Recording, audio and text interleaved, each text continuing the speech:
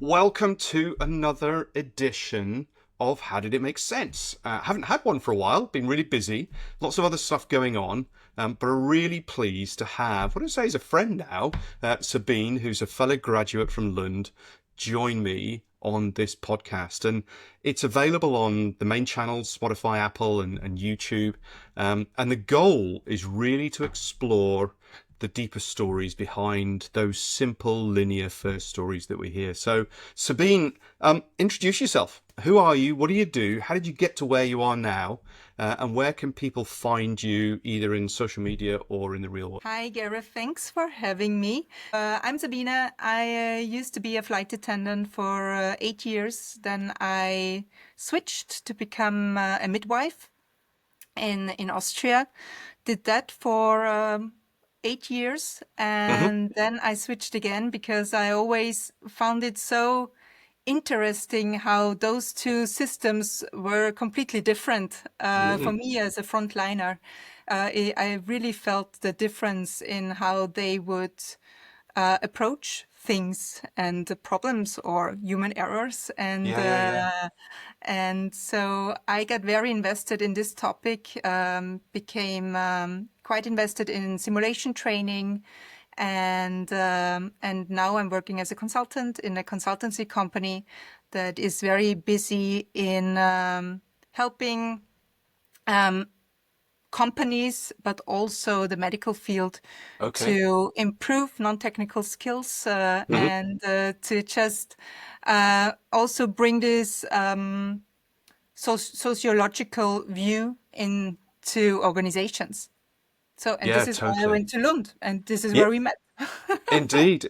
And it's really interesting. So the small world, before we started, we were talking about the last week I was in Chepstow at the HEC Global Series conference, and Drew Ray from Griffith University was there presenting, and he gave a very good presentation. We were talking about non-technical skills and crew resource management in the non-aviation space.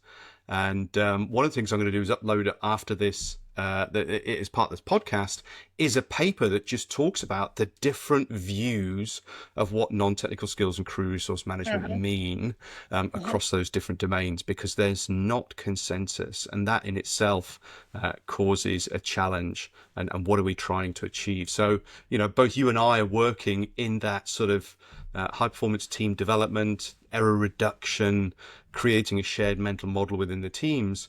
And it's not easy. It's not easy to try and get that message across to people. And it does require a bit of an enlightenment on behalf of the people who want to improve in their teams.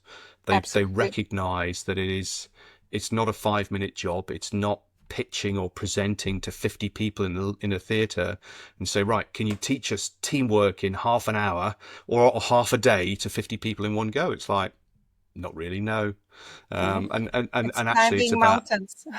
yeah, absolutely. And so it's about that connection and understanding the rationale behind how and why people do what they do.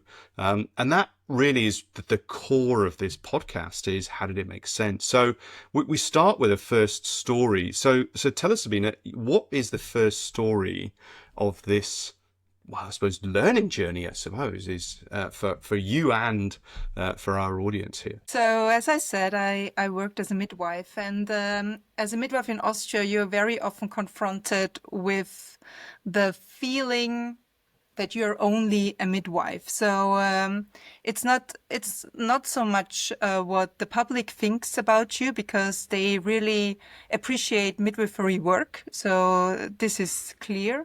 But in the intramural setting, so working in hospitals, it is not so clear who is like really in charge, who is leading Hmm. births in the intramural setting. And I found it so funny because you wrote in your LinkedIn comment on my thesis, you wrote what everybody thinks, something like that. What everybody thinks is straightforward is not so straightforward. So this is the first story. What is straightforward? Like, what is the Yeah. first story? And for midwives, the first story would be whenever there is a normal birth, it's just very clear and unambiguous. And it's just very clear, sorry, it's just very clear that we are in charge of normal births, we, the midwives. Yeah, yeah. Uh, and for obstetricians, for physicians, it would be every birth that lands in a hospital, that takes place in a hospital, is per definition, physician-led. So we Ah, have two interesting. worlds colliding here, and the result is just whatever happens in this negotiation of power. So the one professional group showing more assertiveness, showing more powerful traits, Yeah. they will win, so to speak. And it's yeah, really interesting that as you know, Joe Public, me as a layperson, you don't know much about this stuff. You don't understand those dynamics, and just as you're discussing there, and I'm thinking, well, surely you have midwives in the hospital as well, so that must make things even more dynamic. Where at least if you are, I'm going to say, geographically spaced, or you know, you've got dislocation, then it might be a little bit clearer as to where that clarity, role clarity, responsibility, accountability, whatever the terms are. But then when you start to sort of bring them together and you have these sort of the Venn diagram of the mother, the midwife, and the obstetrician as to where that relationship and that power dynamic exists. And one of the things that I loved when I read your thesis is, yeah, okay, this is about healthcare. But it's just like another little microcosm of the world, of the corporate space, the safety space, whatever it is, where we've got this interplay between the relationships and the power dynamics that are there. And we sit there and go, okay, when everything goes well, we can each take our own little, that was our victory. We created that success. But when things start to go downhill, then it's that bit of, I'm in charge. No, I'm in charge. And then it goes wrong. It's like, well, you were in charge. Mhm. Um, so, Absolutely. um, So so tell my us where, yeah. go on. My first story would be like, I have thousands of first stories where I would just be in my labor room, um, being with the mother. Midwives would typically say with my woman. Hmm. So there is this ownership with my birth, with my woman, Hmm. which is very interesting from a critical discourse analytical point of view. If you claim this ownership. And so I would be with my woman and with Hmm. my birth. And then somebody meaning a physician, an obstetrician, would interfere Hmm. and would do something that I would not appreciate. And I would feel that they did not have any right to do so. Hmm. But at the same time, I would lack mechanisms to keep them away from my Hmm. labor room. Yeah, yeah, And I would feel powerless from time to time, depending on who the person was. So if trust played a huge role, if I trusted the person, then it would not be a problem. Because then yeah, I yeah. could just say, please, I have everything under control. Or I would even like this person to Yes, be yeah. in the room, and it would not bother me at all. But of course, it would always bother me with people I did not like, or that I, from a professional point of view, did not value that much. Hmm. I thought that they were not making good decisions, or that they would pathologize my birth. Now Yes. again, my birth. Yeah, yeah, yeah. The ownership of that's really interesting. Absolutely. It's a huge identification with what you're doing as a midwife. So midwives are also in the public world, from the WHO and everywhere. They are positioned as the guardians of normality, whatever Hmm. normality is. So Yeah, we yeah, have yeah, the yeah. same thing with normality as with non-technical skills. So we do not have a Yeah. definition. And then again, the medical professions, they would be positioned as the guardians of safety. So this is really interesting when those two views are suddenly like separated. Safety is not the same as normality, or is normality not the Yeah. same as safety? And how do we view safety at all, individually and as professional groups? So Yeah. the first story would be, don't come and bother me in my labor ward. This is my room, this is my woman, and this is my birth. Go. And what's really interesting is this is your first story as the midwife. And one of the things you sort of really learn about this stuff is exploring what other people's first stories and their second stories are, which I think was, is the key bit from your research was what are the different paradigms that were there and how did people, those stakeholders, the mother, the obstetrician and the midwife, how was that interplay? And it was interesting, when you talk about my as an identity, is whether or not that the medical professionals also had an I, or ownership that, or my rather than I, the my that went with that. So what was well, basically the research that you did, and what was the research question? Oh, I think you got the prize for the longest title at Lund for a paper or for the thesis. But what was the general thing that you were trying to explore to unwrap and untangle that second story around the relationships that were going on? I have to say that I at first I went into this whole process like really emotionally loaded. I I was really raged. I was in a very bad mood. Sorry. And you played some kind of role in that, I know, yeah, okay. as you know.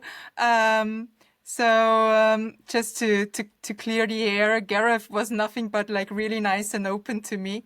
But he nailed it when he said to me, or when you said to me, that somebody told you behind my back. I was not included in this conversation, so you don't need to listen to Sabine. She's only a midwife. And when I started this journey in Lund, I was really self-conscious. I got to know all those very smart people who had already 5 master degrees and 17 PhDs and wrote books and I don't know what. And I came there and I really felt myself, what am I doing here? I'm only a midwife. I used to be a flight attendant and now I'm only a midwife. And what am I doing here? And where did I get myself into? I'm not so smart. I can't do that. And you proved them wrong. I did. So this was actually the feeling I took home with me from Learning Lab 1 and in January. And then we wrote the first few assignments. And I thought, oh, okay, like they are not that smart. Like we are all just learning. Yeah, exactly. Just learning. Like we all get to know this new domain and this new language, and we have to play with that. And coming from our distinct perspectives, and I started to feel safe, where we are all just people going somewhere together. Yeah.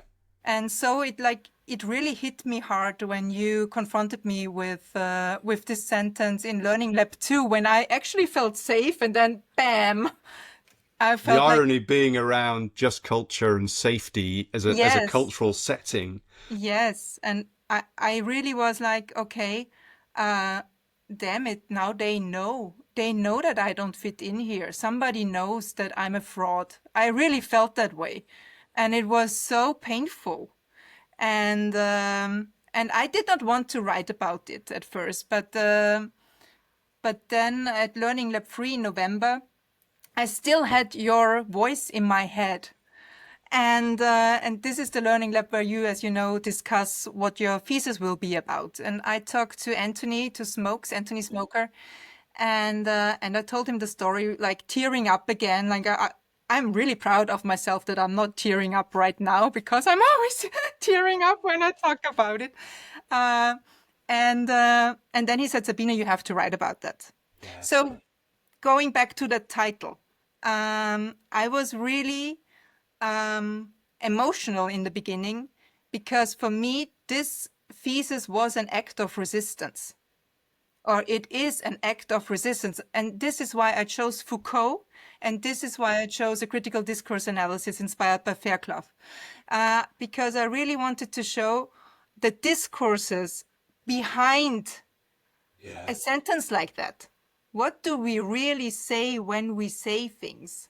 And in Austria, there is this saying that behind every joke there is truth, Mm. and I'm sure there is something Yeah, similar yeah, in yeah, yeah. English. And sometimes that can be a little bit sort of protective. There's dissonance involved there. It's just like you sit there going, "Oh, okay, is that how I behave?" Oh, but you've got to have a level of sort of self-awareness for that to sink in. Absolutely, absolutely. So for me, I was because everybody's talking about culture all the time. And that they would also talk in Austria about culture in the labor ward. Hmm. But culture is only a product of colliding discourses, and Mm. the culture is the result of what is negotiated between those discourses. So we have the obstetrics discourse, which I now, and this is the second story, I completely understand. I understand their point of view. I Yeah. understand they are just doing what their subject positioning asks them to do. And then we have midwives, and they are also positioned, and they also act the way that the system wants them to act. Except of me, because I have my act of resistance now. But it's an interesting piece. There was something that Drew Ray had said was, one of the reasons we have all of these structures and processes in place around safety is to reduce anxiety, be that individual anxiety, organizational anxiety, or anxiety from the regulators and things like this. And I'm just thinking of this, and he said the antidote to anxiety is knowledge. And I think that piece here is once you start to understand the different perspectives, it's no longer a threat or an upsetting or an uncertainty because now we've got a better idea of how and why people behave the way they do. And I'm just thinking of, why I love this bit is the ability to abstract into other spaces. So your bit about the discourse of the midwives and the obstetricians is the discourse of the accountancy team in an organization, of the operations team, of the safety team, of the executive team who face the shareholders. They've all got their own discourse as to how and why an organization or a company behaves the way it does. And you sort of so eloquently described, it's that collision and that manipulation and the friction and the discussions that have to happen to understand where people are coming from. So I Absolutely. think it's a really, and I think there's this bit if you look at something going, well, that's just obstetrics and midwifery, but actually it's just a microcosm of life. Mhm. But you've got to have the curiosity and the ability to abstract up and out and go, actually, it's not just about the healthcare space. Yeah, and this is also what I share now with my colleagues from both professional groups. I share it with my midwifery colleagues to to like as you said, it's knowledge, but who's on the table when knowledge is Mm. created, and whom's knowledge is recognized and acknowledged, and whom's knowledge is not. Yeah. And and then we dive into this accountability topic. Mm. And what I Go on, found, dig into it. Go on, yeah, because it was a exactly. really And interesting piece. Who is who is accountable? accountable, and who is accountable in which sense? Because we have the legal accountability, and clearly both professional groups have legal accountability, but because legal accountability is executed so seldom in Hmm. or rarely in Austria, Yeah. Gott sei Dank. So I'm happy about that. I don't want Yeah, to yeah, change that totally. ever. Yeah, yeah. Uh, but um, but the problem is that there are a lot of myths around that. So there was one obstetrician who said, "We have uh, we have this Glaubenssatz, this inner knowledge or inner belief." She said, "This inner belief that only we are accountable." Mm. And this leads to this interference that they always want to be included in births. They always Hmm. want to know everything, and they would not, for their feeling, births are pathological in a certain way. No birth is normal because everything can happen all the time. Okay, And to yeah. keep it safe, they have to be very Okay, proactive yeah. management. They have to do things to keep it normal. Whereas a midwife would say, I don't want to do anything to keep it normal. Yeah, yeah. And only if Whatever something, normal means. You mean exactly, naturally normal exactly, or medically normal? Yeah. exactly, in the respective discourse, normal. And Yes, yeah, yeah. absolutely. So what happens instead of legal accountability is hierarchical accountability.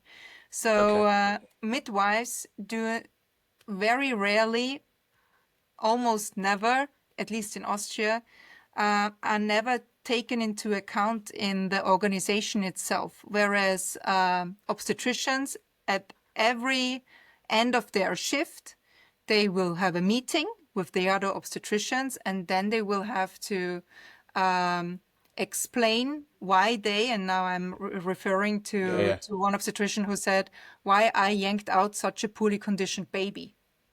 Okay. Even Wow. though he or she did not even yank it out because the Yeah, yeah. midwife yanked it out, if you want to use And this yeah, I was going to say, language. just Yeah, the words make worlds. The exactly. power of, and I think that was another piece that came out of yours was the sorts of language that was used to Yeah, yeah, describe interactions and behaviors, yeah, which is yeah. It's certainly not the sort of thing you get in what you would expect to hear in a healthcare setting. yes. So terms like the labor ward is a battlefield, and you have to choose your battles, and you have to choose your ammunition, and you have to be careful that you have ammunition whenever you need it in their interaction with obstetricians. This was this also was very surprising to me because I'm a midwife myself, and I never was aware how that this sort of Loaded language that was language, yeah. used when I was actively working as a midwife. So, but in every interview, you would find those militaristic language styles. And I even found a Interesting. picture. I found a picture where there would be a soldat. How is it called in the war? The soldier, a soldier Yeah. on his knees, protecting a person Right. Yes. lying in the bed sleeping, and Yeah. behind there would be would be the letters sectio, also C-section, Yeah. sectio, Yeah. Yeah. and the midwife would be the soldier who is protecting the Wow. woman. So it's very powerful pictures, and all Wow. those Yeah. symbols and all this language showing that there is like a historically grown um, di- divide Yeah. Yeah. of two Yeah. Yeah. professional groups. So, and my wish was to check if there is a shared discourse as well, and I didn't find Interesting. one. Yeah, Oh, interesting. yeah, Okay. Again, that might be my sort of views. Surely the I'm going to say the preservation of life is that highest level of discourse that's there, but it's how you achieve that. So the destination is probably common, but the journey to get to the destination might not be. You don't agree? I think maybe it's simplifying a bit Yeah, yeah. because Oh, absolutely. always like we always Yeah, try yeah. to do that, and I wished I could like just simply say yes, absolutely. Yeah. But to be fair, I feel that both professional groups do not really think about those things. Like Yeah.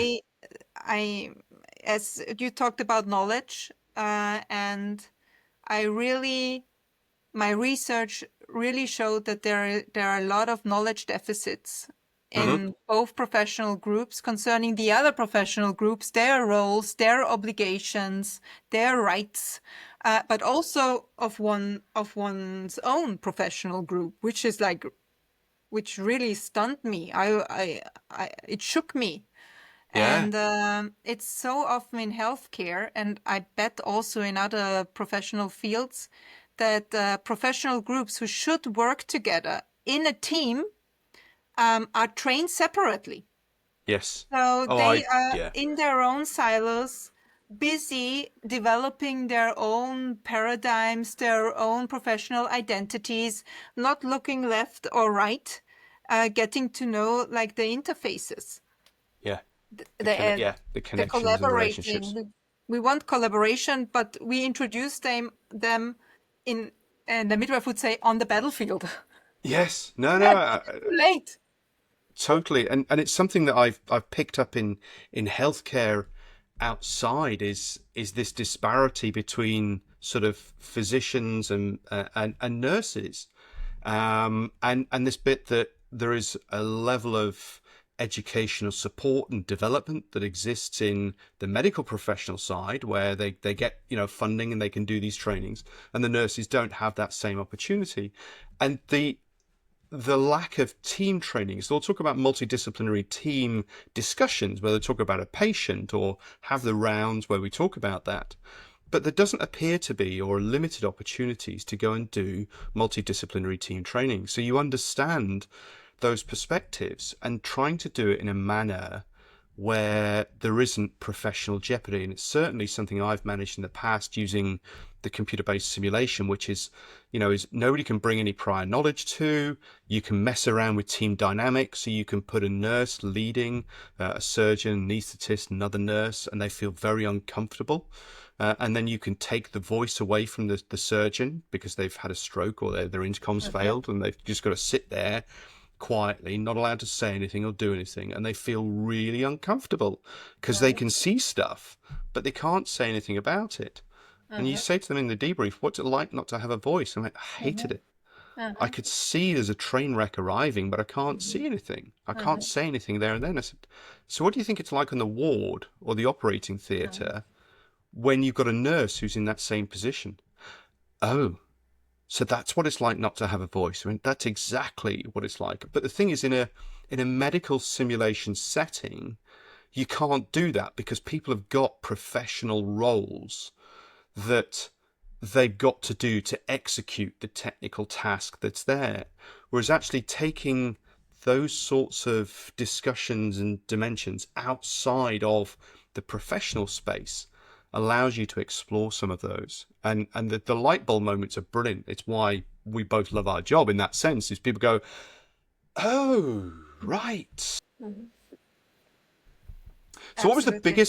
what was the biggest surprise in your research then? I think the biggest surprise was that my reaction, that I suddenly did not think, oh, they are assholes anymore, but like, of course, this is now very bluntly spoken, Yeah, yeah. but you know what I mean? Like, I really understood where they were coming from, their mindset and their reasoning. Yeah. I just understand. And even makes me feel sorry for them Yeah. because the system asks things of them that they cannot provide. Hmm. They cannot be accountable for something they are not a part of the most of the time because they have other things to do. And the midwife is there all of the time, and she is neglected that Hmm. accountability. So this does not make sense. So I really understand them, and this came as a shock to me. The other really surprising thing was how creative both professional groups are in managing this dependence on one another. That Okay. it's like a dance A around the dance. fire. Yes. Yeah, yeah. and and because we do not have the room or the floor to Floor just space, talk yeah. Yeah. about it, Yeah. they really find, and I did it myself. We really have very creative measures to work with the other professional group to keep them away as a midwife or to get Yeah. included as an obstetrician, and I found that very interesting. And The dance. Yeah. exactly, and that both people, both professional groups do it because, of course, they want to sustain their discourse, but also because they feel that they do the best for the women, but the women are actually not in the picture. It, and The this is really irony. hurtful. It's really Yeah. hurtful. And And I have to say, and it's hurtful to say it, but this is for both professional groups, for Yeah. midwives and for obstetricians, that what they are doing is quite disempowering at Hmm. times to women, Yeah. because midwives do everything they can to keep it normal, and they would try to influence the women to keep it normal, and they would say things like, "You have a very normal. We will now make a.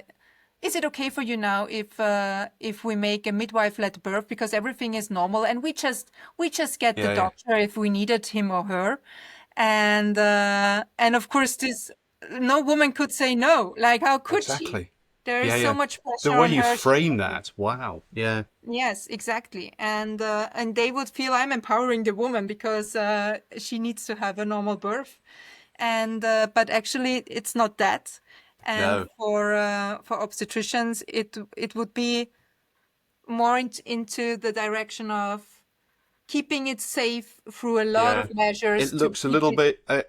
Are you sure you want to go? We can bring you on the ward, and then things will be under a little bit more control. And if things do go wrong, then we can respond more quickly. And who's going to Exactly. say no to that? Exactly. Exactly.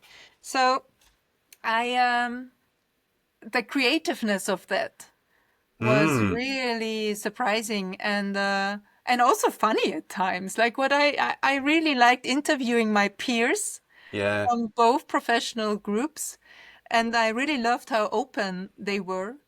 And but I also provided the space for a focus group, and you could see four people, two midwives and two obstetricians, sitting on one table talking about things like that. This was new to them. And Wow. there Well were done. so many aha moments, like, oh, wow, really? Awesome. This is how you experienced that. I wasn't aware of that. And from both directions. And I felt, okay, we have to open up those spaces. We have to Yeah. just, knowledge is created here. It's And awesome. we have to invite the people who are in the front line to create this knowledge, and not just one group. Yeah. Yeah. So when you create a focus group like that and you've created the trust, then you don't need to run away from the conversation or the discourse that's there because it's right in front of you, and you're going to learn. When what's your response been when the paper, your thesis, has been shared to both communities?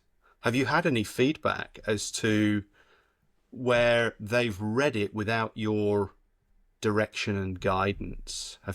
What's your response been? The response was very positive from both professional Okay, groups, cool.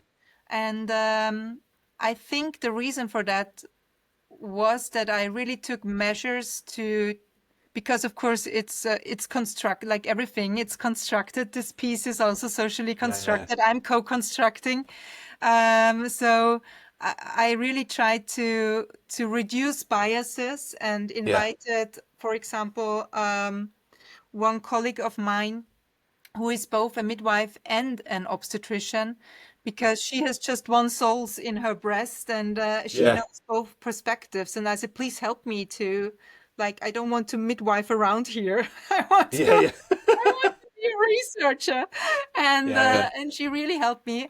And so um, I think I managed doing that, and so the feedback was good.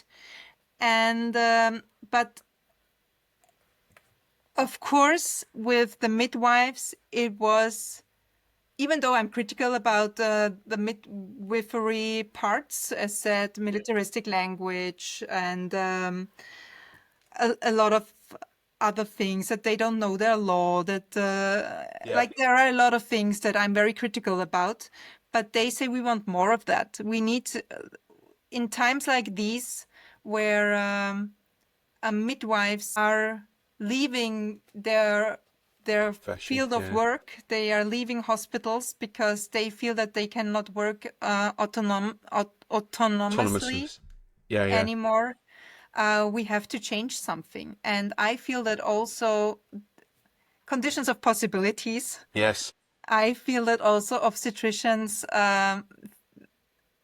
they experience it the same way. Has there Like, been oh, any in the UK? We've got the Royal Colleges where we've got surgeon, anaesthetists, obstetricians, nurses, and things. Do you have a similar system in Austria, and have you taken it to them to get their sort of perspective, i.e., the education space start at that level, or is that too big a step? I wrote an article for our midwifery journal Okay. about my research. Like you might be familiar with that one. Yay! Cool. So it's printed already. The title Yeah. is a bit shorter here, as you can see. And no offense taken. And yes, absolutely. I'm a lecturer in one University of Applied Sciences. This is how we do that in Austria for midwifery, and I'm a lecturer there. I used to be a lecturer already, and now I, of course, invite discourses Mhm. into my lectures because I just want to provide them with another perspective and I want to give them, I don't want to say ammunition now because No, no. But I was actually thinking from the other side, from the obstetrics. Have you able to got into that side of things? So the midwifery, no, no, and not that's yet. that bit of you can help provide some level of defense engagement from the midwifery side, but there's also somebody needs to act as the guide, the sort of I don't know what the term, the sort of say, look, here's the story from the other side. Um, But of course, you cannot make a research like I did and then do nothing with it, at least not if you're Sabine Fürst. And so what me and I you am, both. yeah, so what I am trying to do now, together with some colleagues from several professional groups working in a labor ward, like anesthesiologists, nurses, obstetricians, to kick off a conference, like the first truly interprofessional conference on labor care. Yay! Awesome. And yes, and we will have a kickoff on that in September.